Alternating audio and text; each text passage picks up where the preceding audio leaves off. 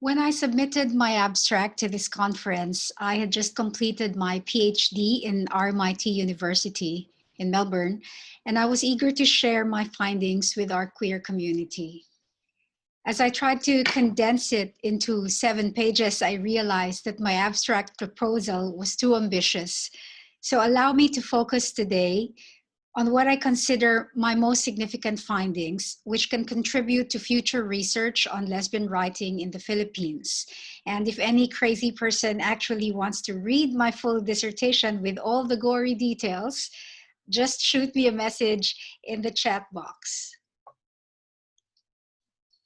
Historically, lesbians have often written in code.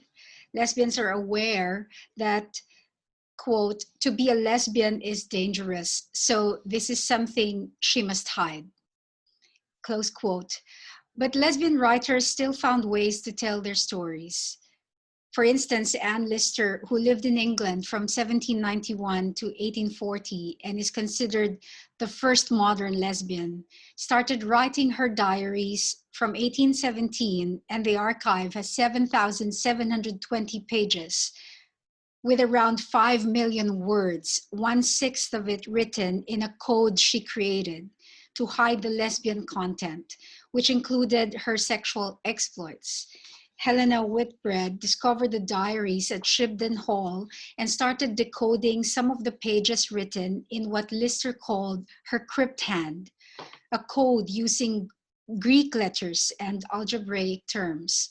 Whitbread explains, I quote, "She was on a mission to try and define and understand and interpret her own lesbian identity when there was no language for that sort of sexuality," close quote.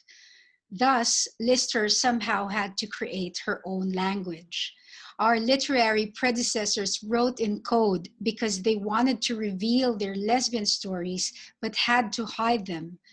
The difference today may lie in the intention for some of us. It is not to hide, but to draw attention to and reveal.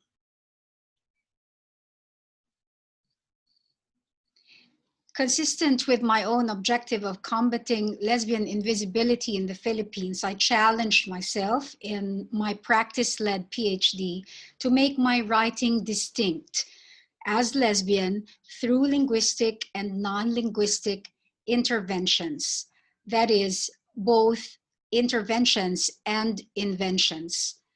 Could my writing be inflected by my lesbian subjectivity, and how? When I think of gender, I think of the ways by which I identify as female, biologically and socially. But I also know that both aspects are constructs in a patriarchal system, which is created and perpetuated within specific cultures and historical periods. Nothing about my gender identity is neutral.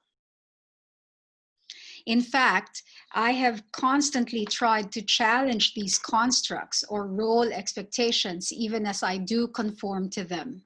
Being a feminist, I live in heightened awareness of gender. I am both opposed to stereotypical notions of it and subject to them.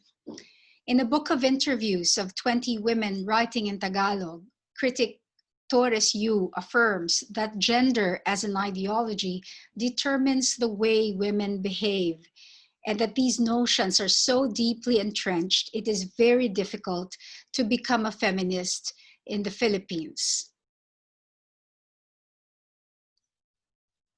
She adds, quoting Lilia Quindosa Santiago, who wrote a dissertation on 100 years of feminist poetry in Tagalog, "Sa buong proseso ng paglilinaw ng babae sa kanilang lugar sa lipunan, ay napapanday ang konsepto ng pagkababae at mangyari pa ang dinamikong prosesong ito ay bumubuo o humuhubog ng feminismo o perspektibang feminista."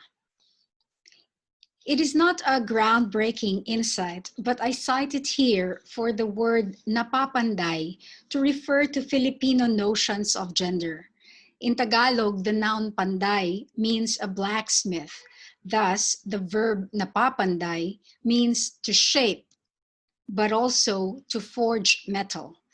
Its use in this quote could refer to how hard or strong as steel these gender concepts are, but it also draws attention to the dynamic process that steel goes through to be turned into tools and weapons, for instance. Gender, pagkababae, can indeed be a process of smithing, and feminism a weapon against patriarchy. While Philippine culture is decidedly patriarchal because of the strong colonial influence of the Spaniards who brought Catholicism to our shores, I see now that the prefix pagka in the Filipino language suggests a potential space for fluidity and becoming. To activate this potential, I use it with a hyphen as a signifier of that space. It is correctly used without a hyphen, as in pagkababae, meaning femaleness, pagkalalaki, maleness, pagkatao, identity, suggesting a state of being, even essence. Used with a hyphen, pagka hyphen babae, it will be detected as a grammatical error, which can thus draw attention to that space of potential. To explore this space of potential, I reference Judith Butler's Gender Trouble and Performativity, which suggests that gender is something we do repeatedly and thus actively create through bodily acts. For Butler, we participate in the process of becoming. We are not necessarily controlled by the culture.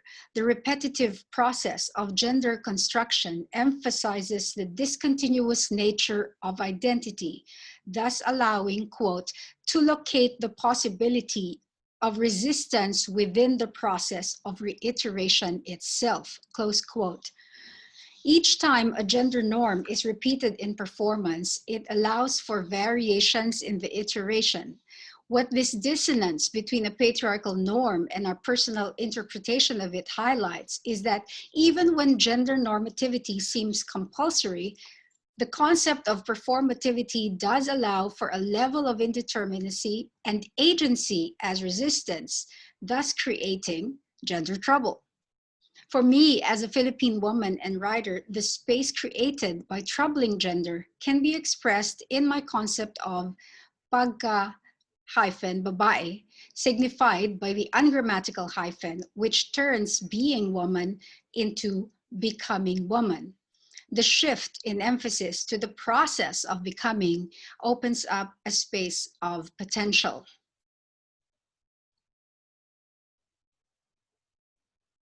In particular, American film scholar Teresa de Lauretis' critical work on lesbian representation reveals, quote, how lesbian writers and artists have sought variously to escape gender, to deny it, transcend it, or perform it in excess, and to inscribe the erotic in cryptic, allegorical, realistic, camp, or other modes of representation, pursuing diverse strategies of writing.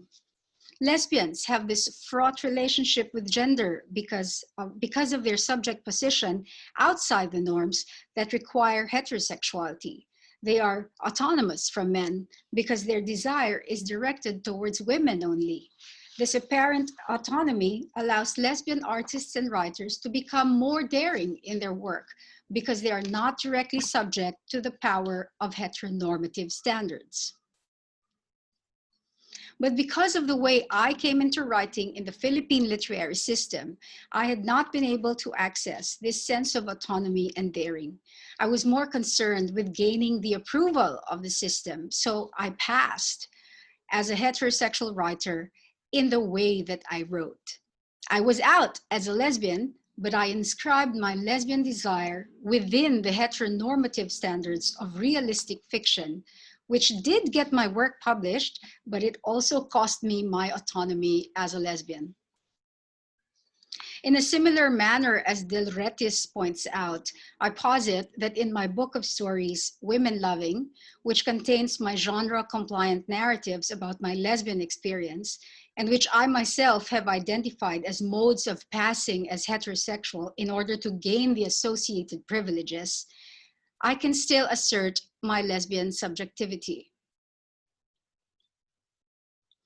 through the notion of Pagka-lesbiana or lesbian becoming, a space of potential for disrupting either gender or genre norms or both.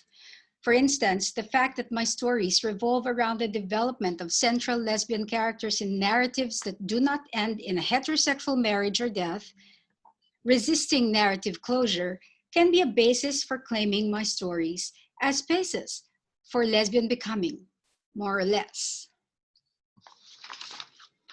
Furthermore, the fact that in the Filipino language there is no word for lesbian can allow the Filipino lesbian more room for polysemy around our identities. We can call ourselves what we like, and we do not have to subscribe to the classifications in place in the English-only speaking world.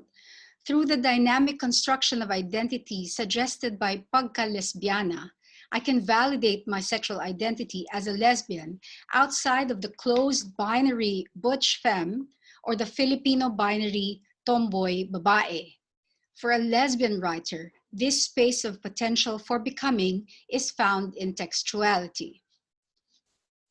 One of the ways in which I deployed my Pagka-lesbiana in my nonfiction is through what I call playing dress up, putting a different dress on the genre of the essay by borrowing different forms as part of my exploration of my practice of nonfiction.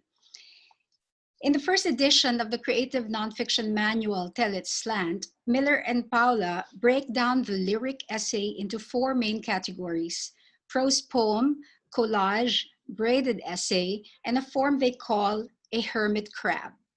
The hermit crab essay, quote, appropriates other forms as an outer covering to protect its soft, vulnerable underbelly, close quote. For example, poetry, fiction, or more mundane forms like a mail order catalog, a table of contents, an index, an itinerary that might work as the right container for your elusive material.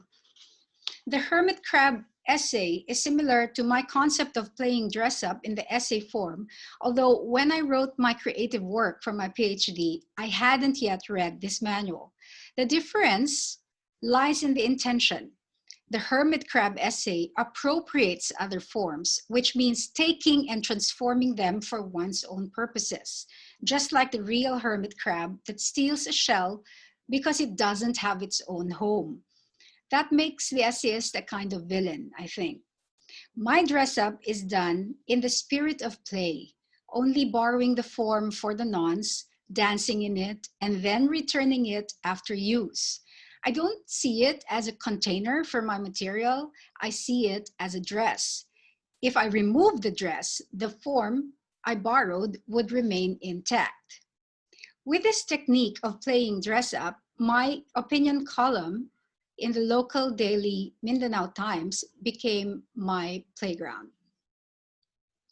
To give only one example, in the piece by Gadon, I dress it up in the form of a legal document, a disbarment complaint against attorney Lorenzo Gadon, a staunch Duterte lackey who had behaved improperly and unethically as a lawyer in relation to his filing of an impeachment suit against then Chief Justice Maria Lourdes Sereno.